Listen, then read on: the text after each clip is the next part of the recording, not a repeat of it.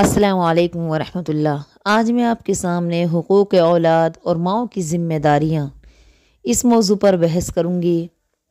اللہ تعالیٰ ارشاد فرماتا ہے وَلَا تَقْتُلُوا أَوْلَادَكُمْ خَشْيَةَ إِمْلَاقٍ نَحْنُ نَرْزُقُهُمْ وَإِيَّاكُمْ إِنَّ قَتْلَهُمْ كَانَ خِطْئًا كَبِيرًا۔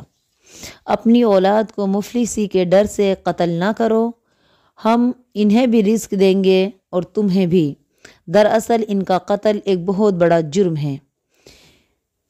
سامعین کرام، قرآن مجید کی اس آیت نے ان تمام معاشی بنیادوں کو قطعی منہدم کر دیا ہے جن پر قدیم زمانے سے آج تک مختلف زبانوں میں قتل اولاد اور اسقاط حمل محرک تھا، اور یہی چیز آج ہمارے معاشرے میں پنپ رہی ہے، اور لوگ اولاد کو ختم کرنے اور کم کرنے کی نئی نئی ترتیبیں آزما رہے ہیں۔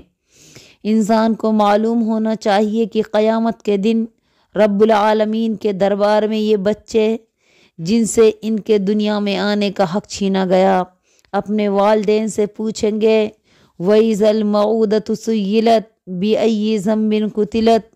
جب زندہ درگور کی ہوئی لڑکیوں سے سوال کیا جائے گا کہ کس گناہ کی بنا پہ تم کو قتل کیا گیا، اس وقت جب نفسا نفسی کا عالم ہوگا، انسان کیا جواب دے گا؟ ان بچوں کو کیا قصور بتلائے گا کہ تمہارے کھلانے پلانے کے ڈر کی وجہ سے تمہیں قتل کیا گیا؟ جبکہ رسول اللہ صلی اللہ علیہ وسلم نے صاف صاف اعلان کر دیا۔ جب آپ صلی اللہ علیہ وسلم سے ایک صحابی نے دریافت کیا یا رسول اللہ سب سے بڑا گناہ کیا ہے؟ آپ صلی اللہ علیہ وسلم نے فرمایا شرک۔ اس صحابی نے پھر سوال کیا اس کے بعد کیا؟ تو آپ صلی اللہ علیہ وسلم نے فرمایا والدین کی نافرمانی کرنا۔ پھر عرض کیا اس کے بعد کون سا گناہ ہے؟ آپ صلی اللہ علیہ وسلم نے ارشاد فرمایا تم اپنی اولاد کو اس ڈر سے مار ڈالو کہ وہ تمہارے ساتھ کھائے گی۔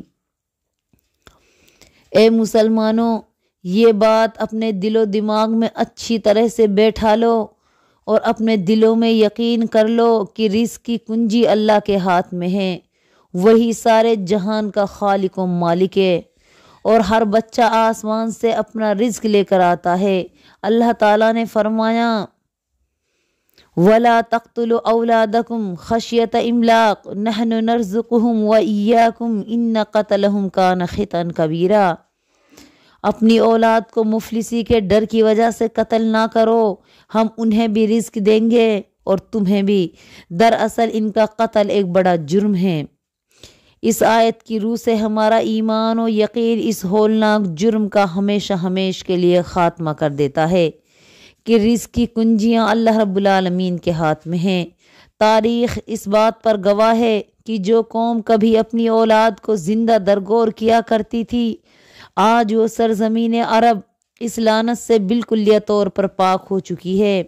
معزز سامعین کرام، اسلام نے ایک طرف تو بچوں کو خود ان کے ماں باپ کی طرف سے ہونے والے ظلم و ستم سے بچایا، دوسری طرف اولاد کے بارے میں والدین کے صحیح اور فطری جذبات کی رعایت کی، ان کی پرورش اور تعلیم کے سلسلے میں بہت سی جامع اور مکمل ہدایات دی۔ چنانچہ اسلام نے یہ تعلیم دی کہ جب بچہ ہونے پر اس کو بہترین سا نام دو۔ اتنا ہی نہیں بلکہ آپ صلی اللہ علیہ وسلم نے یہ فرمایا کہ نام بھی معنی والا ہو، بے معنی اور بے ڈھنگا نام بچے کا نہ رکھا جائے۔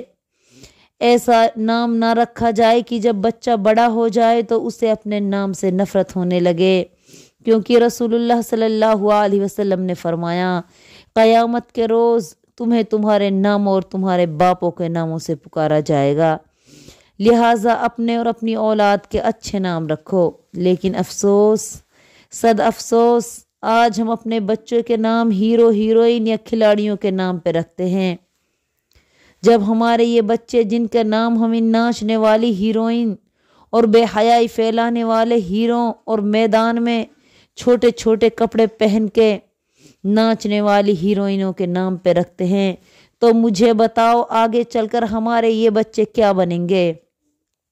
آج بہت سی مائیں اپنے بچوں کو اپنے دودھ سے محروم رکھتی ہیں، ان کو ڈبوں کا دودھ پلاتی ہیں اور غیروں کے ہاتھ ان کی پرورش کرواتی ہیں، خود تو عیش و عشرت میں مست و مگن رہتی ہیں۔ ان کے بچوں پر کس کا اثر ہوگا؟ کسی نے سچ کہا ہے، طفل سے بو آئے کیا ماں باپ کے اطوار کی، طفل سے بو آئے کیا ماں باپ کے اطوار کی، دودھ ہے ڈبے کا تعلیم ہے سرکار کی۔ میری پیاری بہنوں، اپنے بچوں کی دینی تعلیم و تربیت کرو، ان کی اسلامی معاشرے میں رہنے والی عادتیں ڈالو، برے لوگوں اور برے بچوں کی صحبت سے ان کو دور رکھو۔ 7 سال کے ہو جائیں تو نماز کا حکم دو، اور جب 10 سال کے ہو جائیں اور نماز نہ پڑھیں تو ان کی پٹائی کرو۔ لیکن افسوس صد افسوس، آج ہماری مائیں خود اسلام سے کوسوں دور نظر آتی ہیں۔ ہم خود نماز نہیں پڑھتے تو اپنے بچوں کو کیسے نمازی بنائیں گے؟ ہم خود اسلامی ماحول سے دور ہیں، اپنے بچوں کو کیسے اسلامی ماحول کا عادی بنائیں گے؟ پہلے ہمیں خود بدلنا ہوگا، تبھی ہماری اولاد نیک صالح ہوگی۔ تاریخ اٹھا کر دیکھو، جتنی بھی بڑی بڑی ہستیاں ہیں، یہ سب اپنے آپ نہیں بن گئی، بلکہ ان کی تعلیم و تربیت میں ان کا ماؤں کا خاص رول رہا ہے۔ حضرت امام بخاری جو ایک یتیم بچے تھے، اپنے آپ اتنے بڑے انسان نہیں بنے، بلکہ یہ اپنی ماں کی دعاؤں اور کوششوں کے نتیجے میں اس مقام پر پہنچے۔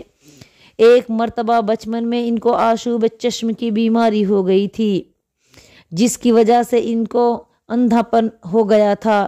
ان کی ماں رو رو کر رب العالمین سے دعا کرتی، دعا بھی ایسی کہ رب العالمین نے قبول فرمائی۔ اپنی ماں کی دعا کے نتیجے میں اللہ نے ان کو بخاری شریف لکھنے کی توفیق دی۔ آج ان کی کتاب دنیا کی سب سے بہترین کتاب ہے سوائے کلام پاک کے۔ اس دور کی زندہ مثال آپ کے سامنے موجود ہے۔ حرم مکی قاری سدیس بذات خود بیان کرتے ہیں، ایک مرتبہ میرے گھر میں مہمان آئے، میں نے شرارت کی اور اپنی ماں کے بنائے ہوئے کھانے میں مٹی ڈال دی، جس پر میری والدہ بہت ناراض ہوئی اور غصے کی حالت میں اس نے بد دعا تو نہیں دی، البتہ غصے میں دعا دی، جا میرے بیٹے، اللہ تجھ کو امام حرم بنائے۔ آج میں اپنی ماں کی بدولت اس مقام پر ہوں کہ رب العالمین نے مجھ کو امام حرم بنا دیا۔ آج ہماری مائیں ہر بات پر اپنے بچوں کو بری بری بد دعائیں دیتی ہیں اور ساتھ ہی گالیاں دیتی ہیں، جو سراسر غلط ہے۔ اس لیے اسلام نے نیک عورت کو نکاح کے لیے ترجیح دی۔ رسول اللہ صلی اللہ علیہ وسلم نے فرمایا، پوری دنیا سامان ہے اور اس دنیا کے سامان میں نیک عورت سے بڑھ کر کوئی چیز نہیں۔ اسلام میں عورت کا مقام جسم میں ریڑھ کی ہڈی کی طرح ہے، اگر ریڑھ کی ہڈی صحیح ہوگی تو جسم صحیح ہوگا، صحیح سے حرکت کر سکتا ہے۔ اگر اس میں کوئی خرابی ہے تو انسان چین نہیں پا سکتا۔ اس لیے اگر عورت ٹھیک ہے تو گھر کا ماحول ٹھیک ہوگا، ان کے بچے بھی نیک صالح پیدا ہوں گے۔ ایک نیک عورت اپنے گھر کو جنت بنا دیتی ہے اور ایک بری عورت اپنے گھر کو جہنم بنا دیتی ہے۔ اولاد ایک بڑی نعمت ہے، اس نعمت کی قدر کرنی چاہیے، کیونکہ یہ ہماری اولاد جنت بھی ہے اور جہنم بھی۔ اگر اولاد اچھی ہوگی تو ہمارے لیے صدقہ جاریہ بنے گی، دنیا میں بھی عزت کا سبب بنے گی اور آخرت میں بھی۔ اللہ تعالیٰ نے کلام پاک میں صاف صاف اعلان کر دیا، قوا انفسکم واہلکم النار، اپنے آپ کو اور اپنے اہل و عیال کو جہنم کی آگ سے بچاؤ۔ تو آؤ اے مسلمانوں، ہم عہد کریں کہ ہم اپنی اولاد کو جہنم کا ایندھن نہیں بلکہ جنت کے مہمان بنائیں گے، ان کی دینی تعلیم و تربیت کریں گے انشاءاللہ۔ آخر میں اللہ سے یہی دعا کرتی ہوں کہ اللہ ہم سب کو اور ہماری اولادوں کو نیک صالح بنا اور جنت الفردوس میں جگہ عنایت فرما، آمین یا رب العالمین۔ السلام علیکم ورحمۃ اللہ وبرکاتہ۔